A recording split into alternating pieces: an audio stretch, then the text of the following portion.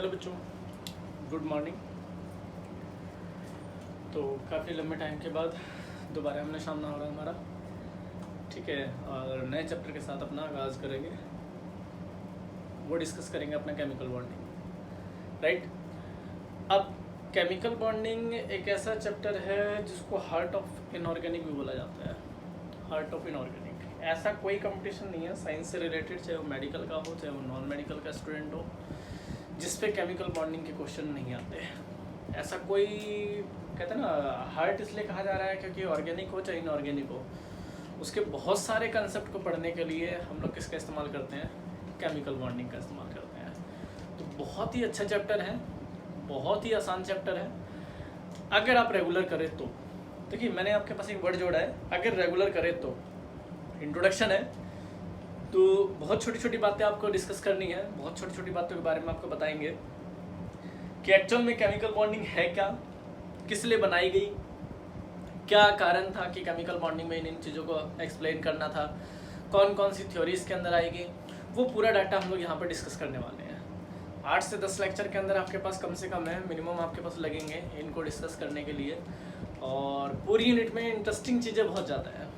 3rd unit का भी use होगा, 2nd यूनिट का भी यूज़ होगा, क्वांटम का भी यूज़ होगा अच्छे से। तो थोड़ा सा अपने पीछे की चीज़ों को भी कनेक्ट करके चलना, ताकि आपको थोड़ा दिक्कत ना हो कि हाँ सर ये बातें मैंने पढ़ी हुई थी या नहीं पढ़ी हुई थी। देखिए केमिकल बॉन्डिंग का अगर आप जिक्र करते हो तो केमिकल बॉन्डिंग में सबसे पहला क्वेश्चन तो यही राइज होता है, व्हाई डू एटम कंबाइन। भाई हमारे पास कोई भी एटम कंबाइन है या कोई भी एटम आपस में कंबाइन क्यों होते हैं। जैसे मान लीजिए हमारे पास ये, इसकी अगर मैं बात करूँ, ये 2 एटम है तो ये आपस में कंबाइन होते हैं, एक पर्टिकुलर एक मॉलिक्यूल्स बनाते हैं।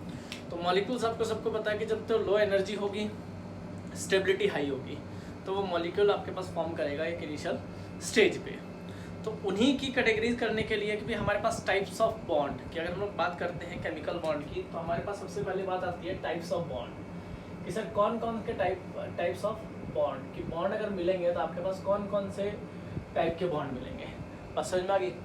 अगर आपके पास मॉलिक्यूल्स में ए बी टाइप का ले लूँ कि ए और बी आपके पास इस टाइप के कोई स्पीसीज आपस में कनेक्ट करेंगे, तो हमारे पास जो कंपाउंड बनेगा वो बनेगा आयनिक कंपाउंड या आयनिक बॉन्ड बनेगा, ठीक है। अगर यहाँ आपके पास क्या आ जाए, ए टाइप का बनेगा तो आपके पास यहाँ बनेगा कोवेलेंट बॉन्ड बनेगा, ठीक है। अगर आपके पास यहाँ पर अगर हम लोग बात करें, ऐसे ले लेते हैं ए बी टाइप ले लेते हैं, चलिए अगर ए टाइप ले लेते हैं तो हमारे यहाँ क्या बनाएंगे, आपके पास मेटालिक बॉन्ड बनाएंगे, मेटालिक बॉन्ड। बस समझ में आ गई। कोई आपके पास स्पीसीज ऐसे हों जो आपके पास Lewis acid and Lewis base ions, कोई भी आयनिक स्पीसीज हो आपके पास, आयनिक स्पीसीज या आपके पास आयंस हो, चाहे वो केटायन चाहे एनायन, इसलिए हमने लेविस एसिड लेविस बेस के लिखा है। तो ये आपके पास जनरली क्या बनाएंगे, कोऑर्डिनेट बॉन्ड। बस समझ में आ गई। या अगर आपके पास क्या होगा, हाइड्रोजन अगर किसी highly electronegative like phone highly electronegative, fluorine oxygen और नाइट्रोजन, इसके साथ कोई बॉन्ड बना रहा होगा तो क्या कहलाएगा, हाइड्रोजन बॉन्ड। तो ये कुछ बॉन्ड है जो हमारे केमिकल बॉन्ड को डिस्कस करने के लिए आपको पहले डिस्कस करने पड़ेंगे कि आयनिक बॉन्ड क्या होते हैं, कोवेलेंट बॉन्ड क्या होते हैं, मेटालिक बॉन्ड क्या होते हैं। पहले हम लोग इनके बारे में डिस्कस करेंगे कि एक्चुअल में आपके पास कोवेलेंट बॉन्ड क्या है, इलेक्ट्रॉन नेगेटिविटी अगर आप किसी की डिस्कस कर रहे हो तो किस बिहाफ पे डिस्कस करोगे। तो इनको अलग अलग कैटेगराइज करके हम लोग यहाँ पे डिस्कस करेंगे कि कोवेलेंट, मेटालिक और हाइड्रोजन बॉन्ड आपके पास क्या क्या है। तो देखिए टाइप्स ऑफ बॉन्ड की बात होती है तो हम लोग बात करते हैं केमिकल बॉन्डिंग में। मैंने आपसे पहले भी कहा कि बहुत सारे क्वेश्चन अराइज होंगे कि भाई कोई भी 2 एलिमेंट हैं, कोई भी 2 एटम हैं, आपस में इस तरह से इंटरमिक्स हो रहे हैं, इस तरह से इंटरमिक्स हो रहे हैं तो वो क्या ऑक्टेट कंप्लीट कर रहे हैं, क्या आपके पास ड्यूप्लेट कंप्लीट कर रहे हैं, इंटरेक्ट कर रहे हैं, ओवरलैप कर रहे हैं, हमें कैसे पता लगेगा। तो उनको हमने कैटेगराइज किया आपके पास किसमें, टाइप्स ऑफ बॉन्ड के अंदर। क्या आपको पता है कि जब इनमें सब कैरेक्टर देखे जाएंगे, इलेक्ट्रॉन नेगेटिविटी भी देखी जाएगी, आयनाइजेशन एंथैल्पी भी देखी जाएगी। आपको याद होगा हमने जब इलेक्ट्रॉन नेगेटिविटी पढ़ी थी कि the tendency of an element to atom attract the shared pair of electron, that is called electron negativity. जबकि आयनाइजेशन एंथैल्पी आपने जो डिस्कस किया था वो क्या था वहाँ पे कि भाई आपके पास the amount of energy to required most loosely bound electron in gases positive ion. तो यहाँ पर पता क्या है, यहाँ पर आपके पास क्या है कि जब तक हम लोग पहले इन बॉन्ड्स के बारे में पढ़ेंगे कि आयनिक बॉन्ड क्या होते हैं, कोवेलेंट बॉन्ड क्या होते हैं, मेटालिक बॉन्ड क्या होते हैं, कोऑर्डिनेट बॉन्ड क्या होते हैं, हाइड्रोजन बॉन्ड क्या होते हैं। फिर हम लोग चलेंगे आगे वेस्पर थ्योरी में, वीबीटी थ्योरी में, आपके पास फॉर्मल चार्जेस के अंदर, मोटी के अंदर, ठीक है, linear combination of atomic theory के अंदर। तो वहाँ फिर बातें हमारे पास कुछ अलग से आने वाली है।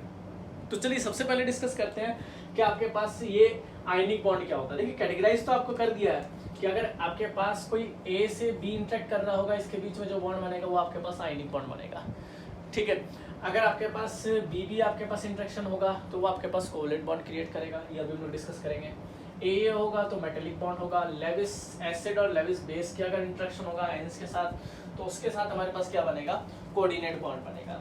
कि इलेक्ट्रॉन डेफिशिएंट मॉलिक्यूल्स हो या इलेक्ट्रॉन एफिशिएंट हो, कोई भी इलेक्ट्रॉन डेफिशिएंट हो सकता है। अगर मैं यहाँ बात करूँ इलेक्ट्रॉन डेफिशिएंट हो सकता है, ठीक है, और इलेक्ट्रॉन एफिशिएंट हो सकता है।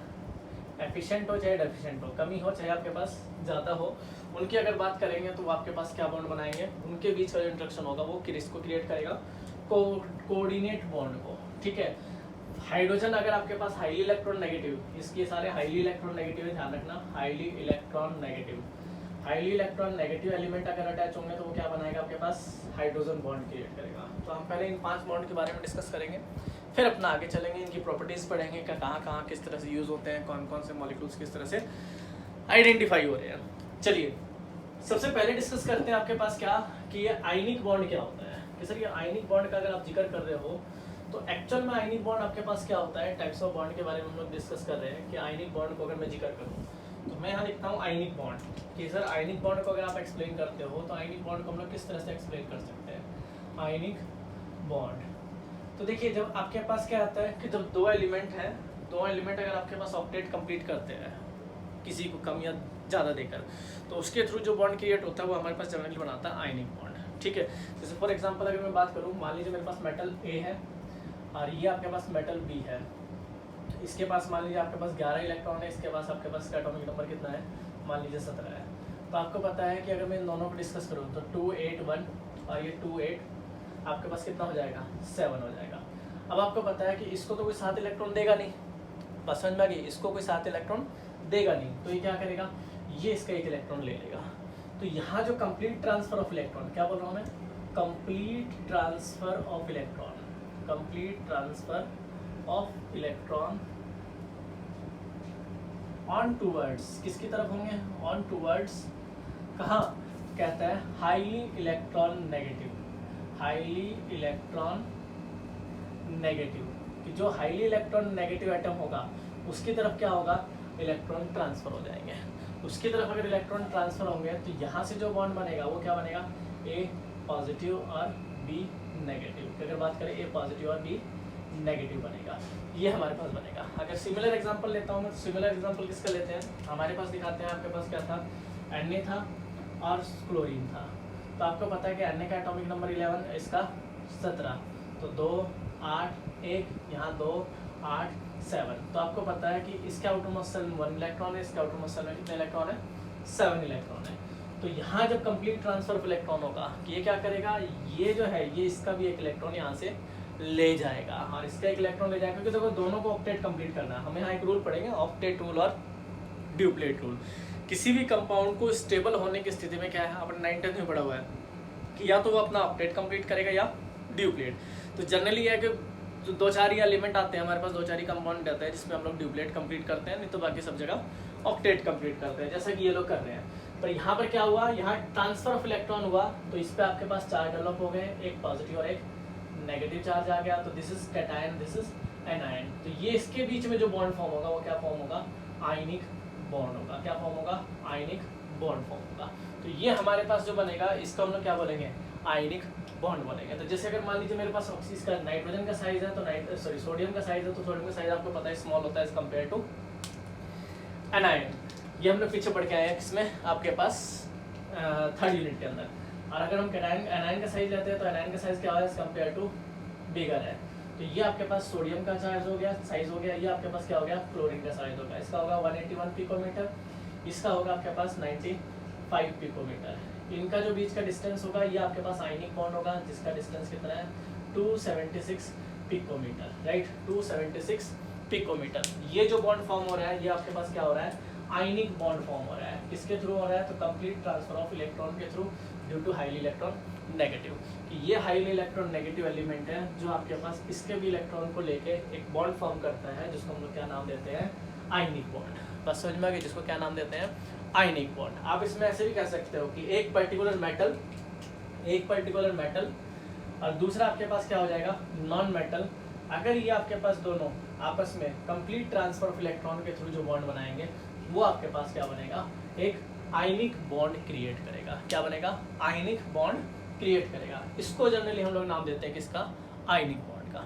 तो जनरली आपके पास क्या है कि इनमें अगर हम लोग बात करें मेटल और आपके पास किसी नॉन मेटल्स की बात करते हैं, तो टाइप्स ऑफ कंपाउंड आपके पास काफ़ी मिल जाएंगे। आपके पास metal X, X2, metal X3, इन टाइप्स के कंपाउंड मिल जाएंगे। जैसे फॉर एग्जांपल अगर मैंने आपके सामने दूं, तो मैंने एक तो आपके पास सामने दिया, जैसे आपके पास मेटल नॉन मेटल NaCl बनाएंगे, जैसे आपके पास metal non metal magnesium chloride बनाएंगे, जैसे metal non metal aluminium AlCl3 बनाएंगे। ये सारे के सारे जनरली आपके पास क्या मिलेंगे? आयनिक मिलेंगे। तो ऐसे काफ़ी करेक्टर होंगे। ऐसा नहीं है कि आपके पास मेटल X टाइप आएंगे, मेटल X2 टाइप आएंगे, मेटल X3 टाइप आएंगे। ऐसे आपके पास कई करेक्टर मिलेंगे। वो आपके पास ये भी हो सकते हैं कि अगर सिर्फ हमारे पास चार्ज पे डिपेंड करता है कि एलिमेंट कौन से ग्रुप का होगा। ऐसा भी हो सकता है कि मेटल M2X हो सकता है, ऐसा भी हो सकता है मेटल M3X हो सकता है, ऐसा भी हो सकता है मेटल X2M3 हो सकता है या M3X2 हो सकता है। तो वो मोस्ट प्रोबेबल है कि डिपेंड करेगा कि भाई आपके पास कौन सा मेटल वो किस ग्रुप का है और नॉन मेटल आपके पास किस ग्रुप का है। यानी जैसे उसके आउटर मोस्ट शेल में इलेक्ट्रॉन होंगे हम लोग उस तरह से कंसीडर करते हैं। तो 9th-10th में आपने फॉर्म किए थे इस तरह के कंपाउंड। आपको याद होगा अगर आपके पास यहाँ क्लोरीन या एल्युमिनियम होता था और यहाँ क्लोरीन होता था, तो आप इसको क्रिस क्रॉस करके इसके कंपाउंड फॉर्म करते थे। आप कहते थे कि इसका एटॉमिक नंबर 13, इसका 17। आउटर मोस्ट शेल के अंदर इलेक्ट्रॉन देखते थे, इसके 3, इसके 1 कंसिडर करते थे। वैलेंस इलेक्ट्रॉन की बात करते जो ऑक्टेट कंप्लीट करने में, तो क्रॉस मल्टीप्लाई करके आप इसको किसके थ्रू दिखते थे? ऐसे लिखते थे, याद है? तो इस तरह से आप लोग क्या बनाते थे? एक कंपाउंड फॉर्म करते थे जो कि सारे आपके पास क्या होंगे? आयनिक कंपाउंड होंगे। तो हम लोग यहाँ जो जिक्र कर रहे हैं इस टाइप के अगर फार्मूला आपके पास डिस्कस होते हैं, तो ये सारे के सारे फार्मूले किसको रिप्रेजेंट करेंगे? एक आयनिक कंपाउंड को। तो इसमें एक कंडीशन है कि इनके साथ एक क्या होगा? आपके पास हाईली इलेक्ट्रॉन नेगेटिव एलिमेंट होगा। कौन होगा? हाईली इलेक्ट्रॉन नेगेटिव एलिमेंट, कोई भी हाईली इलेक्ट्रॉन नेगेटिव। और यहाँ पर आपके पास क्या होगा? या तो ये एल्कली मेटल होंगे, एल्कली मेटल, या आपके पास alkaline earth metal, alkaline earth metal. बस समझ में आ गई? तो ये दो कैरेक्टर हम लोग जनरली यहाँ पे इस्तेमाल करके चलेंगे, जिसमें आपको बताना होगा कि सर एक्चुअल में आयनिक कंपाउंड क्या होते हैं, आयनिक कंपाउंड को किस तरह से कंसिडर किया जाता है। जब दो एलिमेंट के बीच में हाईली इलेक्ट्रॉन नेगेटिव डिफरेंस होगा, तो जनरली जो कंपाउंड फॉर्म होगा वो आपके पास क्या होगा? आयनिक कंपाउंड फॉर्म करेगा या आयनिक क्रिस्टल फॉर्म करेगा। तो जनरली इनकी जो स्टेबिलिटी है, अगर आप बताते हो भाई लेविस डॉट के थ्रू बताना है या किसी के भी थ्रू बताना है, आप लोग दोनों के थ्रू यहाँ पर रिप्रेजेंट कर सकते हो कि सर हम लोग अगर सॉलिबिलिटी बता रहे हैं आयनिक कंपाउंड की, जिस चलिए तो कैरेक्टर की बात करेंगे, तो कैरेक्टर में इसको डिस्कस करेंगे। पहली बात दिमाग में ये क्लियर होना चाहिए एक्चुअल में आयनिक कंपाउंड है क्या। आयन का मतलब कैटायनिक और एनायनिक, इनके बीच में जो इंट्रैक्शन होगा। ध्यान रखना एक और चीज इसमें आता है कि जब भी कोई liquid gases number of cation and anion, जैसे मान लीजिए आपके पास यहाँ पर रख लूँ मैं कोई भी लिक्विड, जैसे सोडियम पॉजिटिव और क्लोरीन नेगेटिव, अब ये जब भी फॉर्म करेंगे तो एक आयनिक कंपाउंड फॉर्म करेंगे, 1 मोल ऑफ आयनिक कंपाउंड। तो इसमें जो एनर्जी रिक्वायर्ड हो रही होगी ना, या रिलीज हो रही होगी, रिक्वायर्ड हो रही होगी या रिलीज होगी, तो उसको हम लोग नाम देंगे किसका? लैटिस एंथैल्पी का। किसका नाम देंगे? लैटिस एंथैल्पी का। याद रहेगा? तो आपसे पूछा जाएगा व्हाट इज लैटिस एंथैल्पी। क्या बोल रहा हूँ? Lattice enthalpy. देखिए मान लीजिए छोटा वाला कैटायन है, बड़ा वाला एनायन है, इसको जोड़ने में, कंबाइन करने में जितना अमाउंट ऑफ एनर्जी रिक्वायर्ड है या रिलीज हो रही हो, ब्रेक करने में चाहे कंबाइन करने में, अमाउंट ऑफ एनर्जी रिक्वायर्ड और release, that is called lattice enthalpy. क्या बोलेंगे उसको? That is called lattice enthalpy. तो सबसे पहले आपसे पूछा जाएगा सर ये लैटिस एंथैल्पी एक्चुअल में होती क्या है? तो ये डायरेक्ट और इनडायरेक्ट वे में रिस्पॉन्सिबल होगी किसके लिए? सॉल्युबिलिटी के लिए। डायरेक्ट इनडायरेक्ट वे में रिस्पॉन्सिबल होगी किसके लिए? सॉल्युबिलिटी के लिए। कि अगर आपको सॉल्युबिलिटी रिप्रेजेंट करना है, किसी की भी सॉल्युबिलिटी बताते हो, तो सॉल्युबिलिटी में जरूर आप लोग इसका इस्तेमाल करोगे। सर किसकी सॉल्युबिलिटी हम लोग किस तरह से रिप्रेजेंट करें? तो कोई भी गैसेस पॉजिटिव और नेगेटिव आयन, जैसे मान लीजिए अगर हम लोग यहीं लेते हैं, इनको आपको दिखाता हूँ एक बार, कि कोई भी गैसेस पॉजिटिव और नेगेटिव आयन की बात कर रहे हैं, अगर वो कंबाइन हो रहे हैं, जैसे हमने कोई भी गैसेस पॉजिटिव और नेगेटिव आयन लिया, तो इसमें जितना अमाउंट ऑफ एनर्जी रिलीज हुई वो उसकी क्या कहलाएगी, लैटिस एंथैल्पी। तो मान लीजिए सपोज दैट आपने कहा कि Na पॉजिटिव था और Cl नेगेटिव था, तो इसको कंबाइन होकर हमने क्या बना दिया, NaCl। तो यहाँ जितना अमाउंट ऑफ एनर्जी रिलीज हुई ये, तो ये इसकी क्या कहलाएगी, लैटिस एंथैल्पी। बात समझ में आ गई, लैटिस एंथैल्पी। अगर ये ऐसे हुआ कि NaCl था, इसको डिकम्पोज किया तो Na पॉजिटिव और Cl नेगेटिव मिला, तो यहाँ जो अमाउंट ऑफ एनर्जी होगी ये पॉजिटिव हो जाएगी, ये क्या कहलाएगी, लैटिस एंथैल्पी कहलाएगी। याद रहेगा, लैटिस एंथैल्पी। कोई भी requisite gases number of positive and negative and combine and release and that time the energy is form, वो आपके पास क्या कहलाएगी, लैटिस एंथैल्पी। क्या बोल रहा हूँ, लैटिस एंथैल्पी। इसको हम लोग कैलकुलेट करेंगे आगे चल के हैबर प्रोसेस से। How to calculate lattice enthalpy, how to calculate lattice enthalpy. कि लैटिस एंथैल्पी को कैलकुलेट करने के लिए हम लोग किसका इस्तेमाल करेंगे, तो हम लोग इसमें इस्तेमाल करेंगे brown-Haber cycle process. Brown-Haber cycle process, ठीक है, साइकिल प्रोसेस, इनका हम लोग इस्तेमाल करेंगे। ये बताता है कि आपके पास ब्राउन-हैबर साइकिल प्रोसेस क्या कहता है कि आपके पास अगर कैलकुलेट करना हो लैटिस एंथैल्पी को, तो लैटिस एंथैल्पी हम लोग कैसे कैलकुलेट करेंगे, इससे कैलकुलेट करेंगे कि ब्राउन-हैबर साइकिल प्रोसेस की। अगर आप लोग बात करते हो ब्राउन-हैबर साइकिल प्रोसेस की, तो वो डिस्कस करेगा कि आप किस तरह से इसको आइडेंटिफाई कर सकते हो, किस तरह से नहीं कर सकते हैं। कि brown-Haber, BORN, brown-Haber cycle process. एक तो ब्राउन है, एक ब्राउन है, ठीक है, दोनों अलग अलग है। तो ब्राउन-हैबर साइकिल प्रोसेस, तो इससे हम लोग आइडेंटिफाई कर सकते हैं किसी की भी लैटिस एंथैल्पी। ध्यान रखना, डायरेक्ट और इनडायरेक्ट वे में लैटिस एंथैल्पी रिस्पॉन्सिबल है किसके लिए, सॉल्युबिलिटी के लिए। देखो सॉल्युबिलिटी एक वर्ड आता है, क्या आ रहा है, सॉल्युबिलिटी। सॉल्युबिलिटी का मतलब हम लोग बोलते हैं घुलनशीलता। भाई कोई भी चीज़ पानी में डिजोल्व हो रही है नहीं हो रही, उसके लिए डायरेक्ट और इनडायरेक्ट वे में रिस्पॉन्सिबल ही है। जैसे आपने कह दिया पानी के अंदर आप लोग क्या डिजोल्व कर लो, नमक डिजोल्व कर लो, ठीक है, तो उसकी लैटिस एंथैल्पी क्या होगी, जितनी कम होगी सॉल्युबिलिटी उतनी ज़्यादा होगी। क्या बोल रहा हूँ, लैटिस एंथैल्पी जितनी कम होगी सॉल्युबिलिटी उतनी ज़्यादा होगी। अगर आपसे कोई पूछ ले सर सॉल्युबिलिटी और ये डायरेक्ट और इनडायरेक्ट वे में किस तरह से रिस्पॉन्सिबल है, तो आप यहाँ पर रिस्पॉन्सिबिलिटी शो करते हो सॉल्युबिलिटी की। सर अगर सॉल्युबिलिटी कोई पूछ ले, सॉल्युबिलिटी पानी के साथ किसी की भी बात कर रहे हैं, तो अगर हम लोग बात करें solubility is inversely proportional to lattice enthalpy, जितनी ज़्यादा सॉल्युबिलिटी उतनी कम, लैटिस एंथैल्पी जितनी कम सॉल्युबिलिटी उतनी ज़्यादा। बात समझ में आ गई, लैटिस एंथैल्पी जितनी ज़्यादा सॉल्युबिलिटी उतनी कम। जैसे मान लीजिए आपने कह दिया पानी के अंदर पत्थर घोलो, या मैंने कह दिया पानी के अंदर चौक घोलो, तो आप बोलो सर नहीं डिजोल्व हो रही, तो उसका साइंटिफिक रीज़न क्या दोगे, आप कहोगे सर इसकी लैटिस एंथैल्पी ज़्यादा है इसलिए ये डिजोल्व नहीं हो रहा। हम लोग यहाँ एक और कंसिडर करेंगे लैटिस के साथ हाइड्रेशन एंथैल्पी भी। क्या कंसिडर करेंगे, हाइड्रेशन एंथैल्पी, ये हम लोग आगे चल के जिक्र करेंगे। हाइड्रेशन एंथैल्पी, बस समझ में आ गई, हाइड्रेशन एंथैल्पी। तो हाइड्रेशन एंथैल्पी अगर किसी चीज़ की ज़्यादा होगी तो पानी में घुल जाएगा।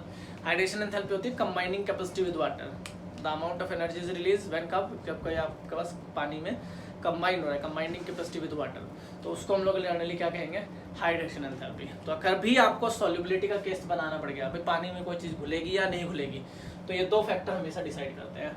अगर किसी की लैटिस एंथैल्पी ज़्यादा हो जाएगी तो सॉल्युबिलिटी कम हो जाएगी, किसी की हाइड्रेशन एंथैल्पी ज़्यादा हो जाएगी तो सॉल्युबिलिटी बढ़ जाएगी। अगर वैसे किसी को बताना है तो ये बताओ सॉल्युबल, अगर कोई कह रहा है सॉल्युबल है या नहीं है सॉल्युबल, तो उसको सिर्फ ये बताओ अगर हाइड्रेशन एंथैल्पी उसकी ज़्यादा है लैटिस एंथैल्पी से तो वो सॉल्युबल होगा। अगर वो इनसॉल्युबिलिटी बतानी है आपको, इनसॉल्युबल, तो उसको ये बता दो लैटिस एंथैल्पी ज़्यादा है उसकी किससे, हाइड्रेशन एंथैल्पी से, तो वो क्या हो जाएगा, इनसॉल्युबल हो जाएगा। याद रहेगा, ये इनऑर्गेनिक का पार्ट है, इनऑर्गेनिक के अंदर यूज़ करेंगे हम लोग इसको, बहुत अच्छे तरह से यूज़ करेंगे। फिलहाल इतना याद रखना है कि अगर मैं आयनिक कंपाउंड की बात कर रहा था तो मैंने आपको बताया उसमें कंबाइन हो चाहे रिलीज हो, उसमें जितने अमाउंट ऑफ एनर्जी क्या होगी रिक्वायर्ड हो चाहे रिलीज हो, वो क्या कहलाएगी, लैटिस एंथैल्पी। और लैटिस एंथैल्पी डायरेक्ट और इनडायरेक्ट वे में रिस्पॉन्सिबल है किसके लिए, सॉल्युबिलिटी के लिए। लैटिस एंथैल्पी जितनी ज़्यादा सॉल्युबिलिटी उतनी कम, हाइड्रेशन एंथैल्पी जितनी ज़्यादा सॉल्युबिलिटी उतनी ज़्यादा। बात समझ में आ गई। हाइड्रेशन एंथैल्पी क्या होगी, कंबाइनिंग कैपेसिटी विद वाटर, उसमें जितना अमाउंट ऑफ एनर्जी रिलीज हो रही होगी। और वैसे जनरली कोई चीज़ सॉल्युबल है तो उसमें दो फैक्टर में से रोल प्ले करेंगे। अगर उसकी हाइड्रेशन एंथैल्पी ज़्यादा है लैटिस से तो ये सॉल्युबल होगा हमेशा, अगर उसकी लैटिस ज़्यादा है हाइड्रेशन से तो वो इनसॉल्युबल। जैसे आपने कह दिया पानी के अंदर आप चॉक डिजोल्व करो, आपने कहा नहीं डिजोल्व हुआ, तो आप क्या कहोगे, कहोगे सर उसकी लैटिस एंथैल्पी ज़्यादा थी, हाइड्रेशन थे, इसलिए डिजोल्व नहीं हुआ। ये रीज़न देना है हमें। वो तो पूछेगा क्यों हुआ क्यों नहीं हुआ। मैंने कह दिया पानी के अंदर चीनी डिजोल्व हो गया, तो तुम क्या कहोगे, तुम कहोगे सर उसकी हाइड्रेशन एंथैल्पी ज़्यादा थी, किससे, लैटिस एंथैल्पी से, इसलिए वो डिजोल्व हो गया। हालांकि ये फैक्टर आगे भी जाके पढ़ेंगे हम लोग, बट फिर भी आप लोग टैली करके चलोगे कि सर ये फैक्टर हम लोग कहाँ कहाँ यूज़ कर सकते हैं। इसको नोट करिए फटाफट। फिर देखिए आगे हम लोग इसमें और कंसेप्ट लेते हैं कि और कंसेप्ट क्या कहते हैं, कि किस तरह से इसको रिप्रेजेंट कर सकते हैं, किस तरह से नहीं। ठीक है,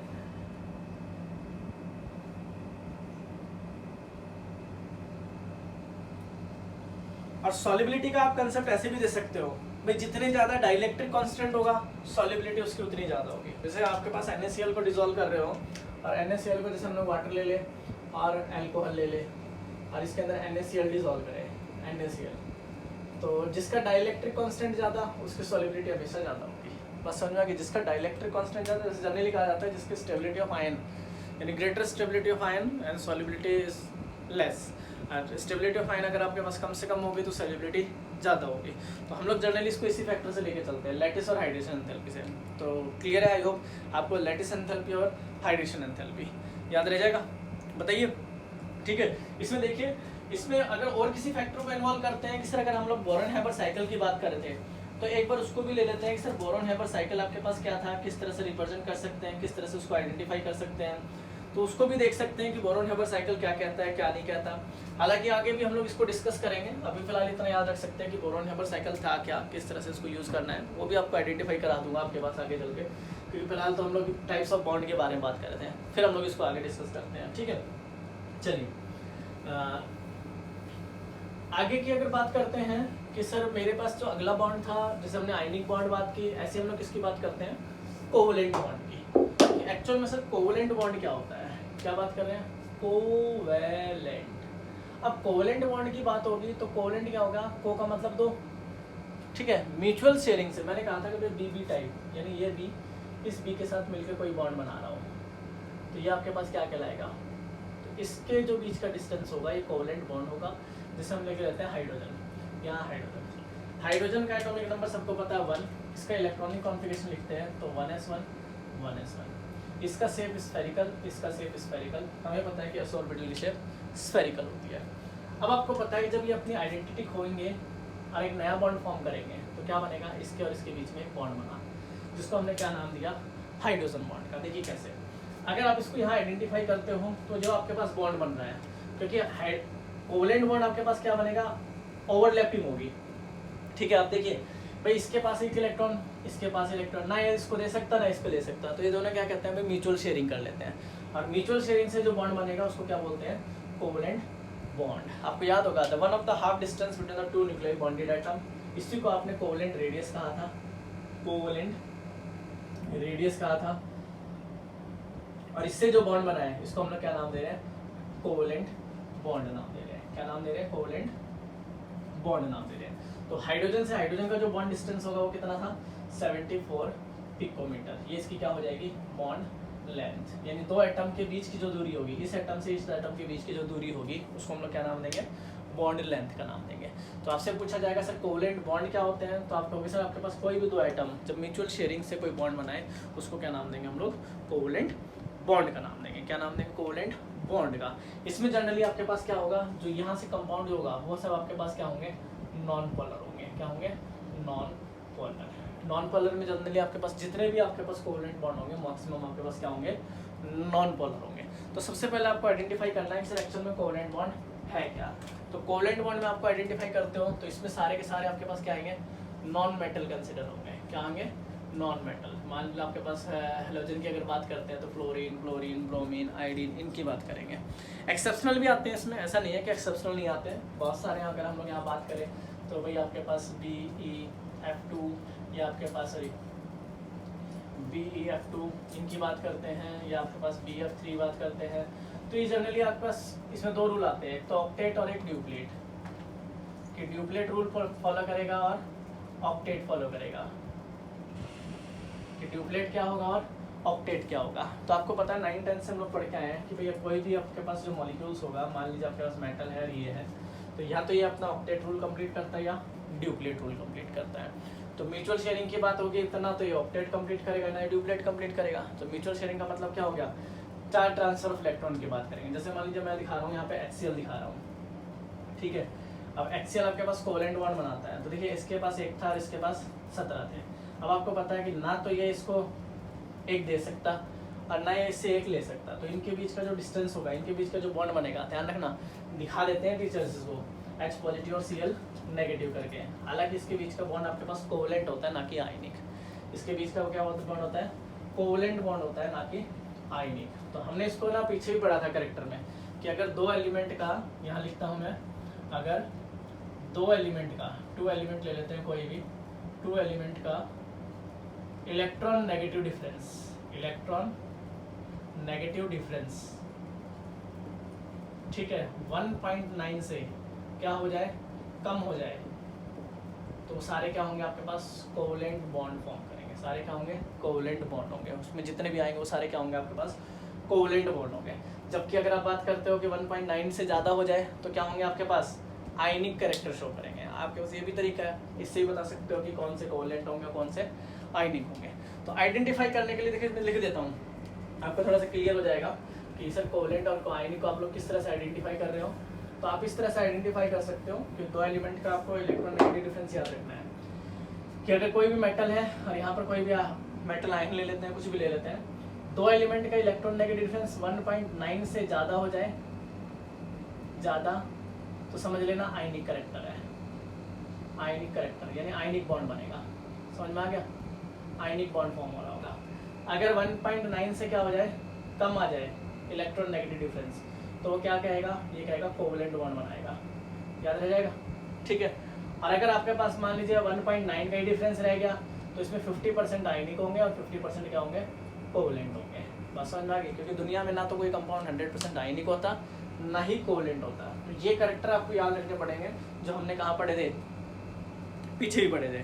तो इन कैरेक्टर को जितना टैली करके चलोगे, राइट, छोटी छोटी चीज बातें हैं, पहले भी हम लोग 9th 10th में पढ़ के आ चुके हैं, बट ये थोड़ा सा ध्यान रखने वाले कंसेप्ट है। अगर आप ध्यान रखोगे तो चीज़ें आपके लिए उतनी ईजी हो जाएंगी, और ध्यान नहीं रखोगे तो सिंपल सी बात है, फिर हमारे लिए मुसीबत दुनिया भर की खड़ी हो जाएगी। और आगे चलते हो कि अगर एक्सेप्शनल की बात करते हैं तो इसमें हमारे पास क्या आएंगे, देखिए एक्सेप्शनल की बात करते हो तो मैंने आपके पास लिखा भाई BF3। तो बोरॉन की अगर मैं बात करूँ तो बोरॉन का एटॉमिक नंबर कितना होता है, 5। आउटर मोस्ट शेल में हम लोग इसके 3 इलेक्ट्रॉन दिखाते हैं, देखिए यहाँ पे। और डॉट स्ट्रक्चर से अगर इसको शो करते हैं तो यहाँ फ्लोरीन, यहाँ फ्लोरीन, यहाँ फ्लोरीन। अब इसके अगर ऑक्टेट के अंदर देखते हो तो कितने इलेक्ट्रॉन है आपके पास, 6 इलेक्ट्रॉन है ऑलरेडी, ठीक है। अब तो इसने ऑक्टेट रूल फॉलो नहीं किया, तो यहाँ डेफिशिएंसी क्रिएट होगी। अब डेफिशिएंसी क्रिएट होगी तो ये एक्सेप्शन में काउंट होती है, क्या आप इसको एक्सेप्शन में काउंट कर सकते हो, ये एक्सेप्शन हो गया, ना ये ऑक्टेट कंप्लीट कर रहा, ना ये ड्यूप्लेट कंप्लीट कर रहा, फिर भी ये स्टेबल है, तो एक्सेप्शनल होंगे ये, इसके लिए हम लोग कोई क्राइटेरिया नहीं कर सकते। हाँ, अगर आपने ले लिया PCl5 कि सर PCl5 की बात करते हैं, तो आप इसको देख लीजिए भाई, यहाँ phosphorus, chlorine, chlorine, chlorine, chlorine.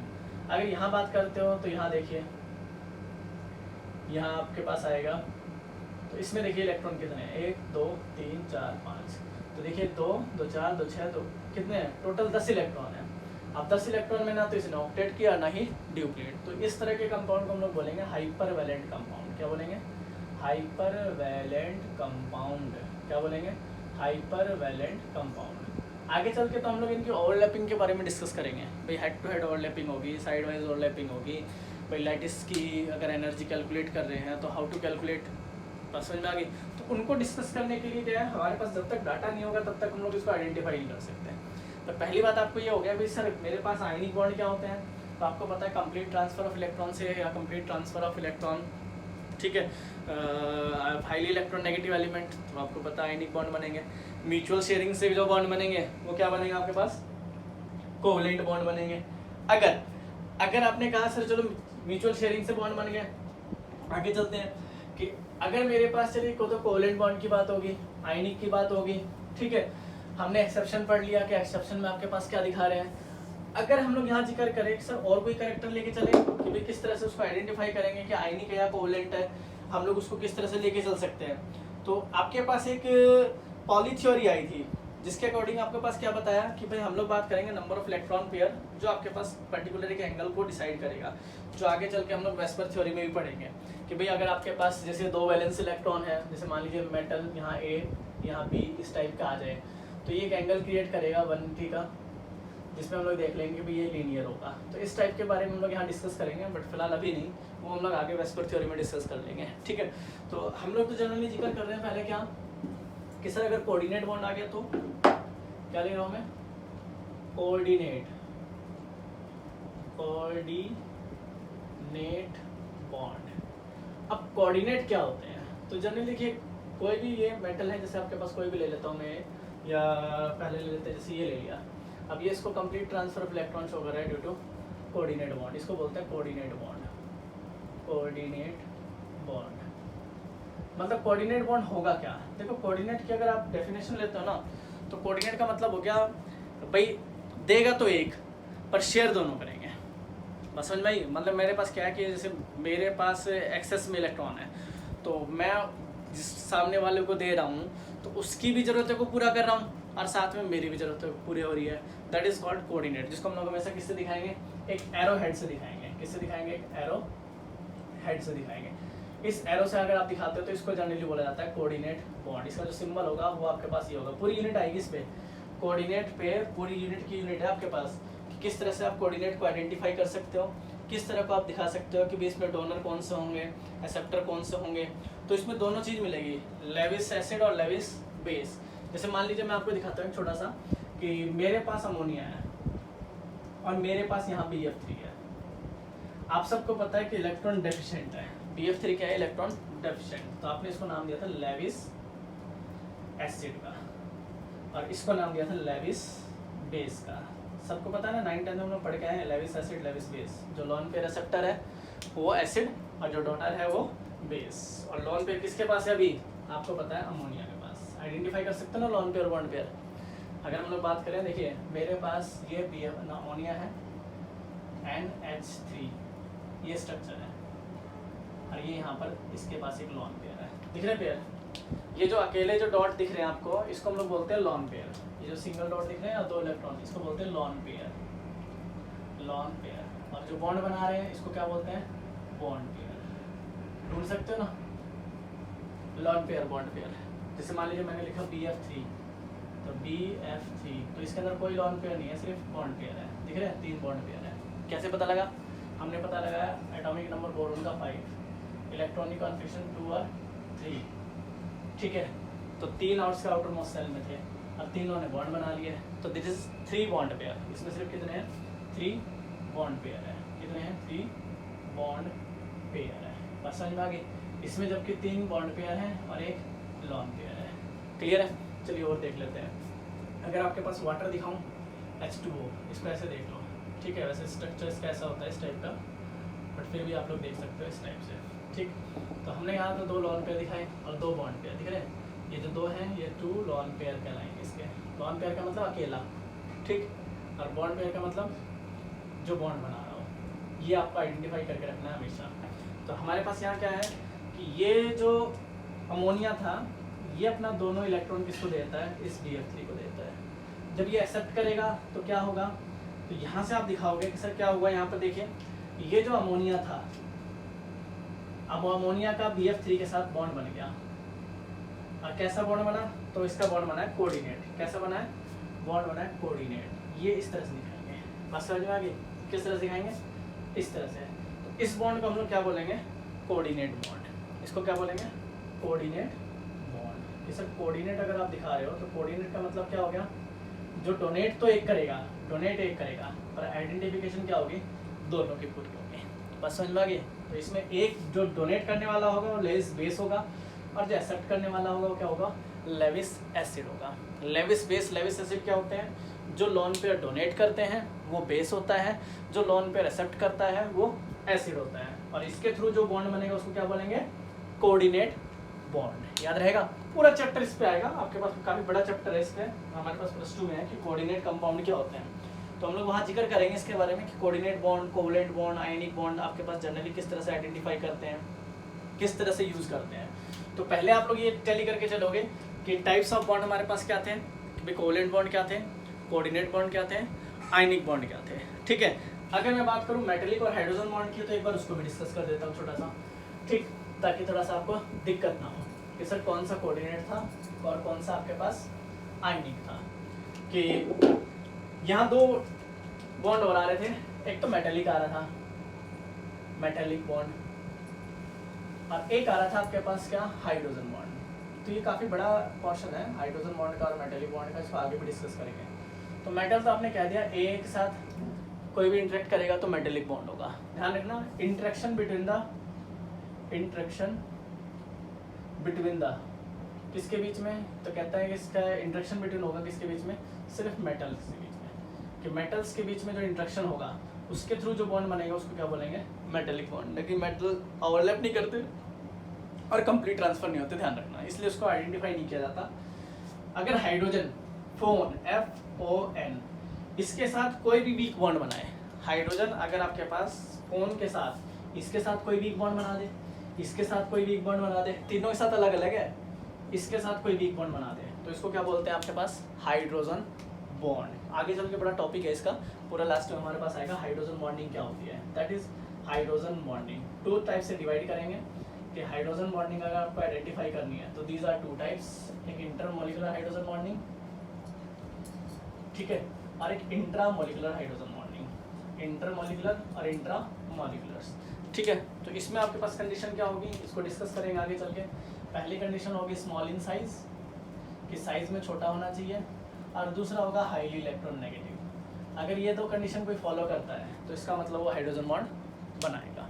तो पहले आप लोग दिमाग में रख के चलोगे आयनिक बॉन्ड क्या होते हैं, कोवेलेंट बॉन्ड क्या होते हैं, कोऑर्डिनेट बॉन्ड क्या होते हैं, हाइड्रोजन बॉन्ड क्या होते हैं, और आपके पास मेटेलिक बॉन्ड क्या होते हैं। उसके बाद हमारा चैप्टर आगे स्टार्ट होगा। ठीक है, तो आप इसको करिए, फिर हम लोग आगे मिलते हैं। Thank you.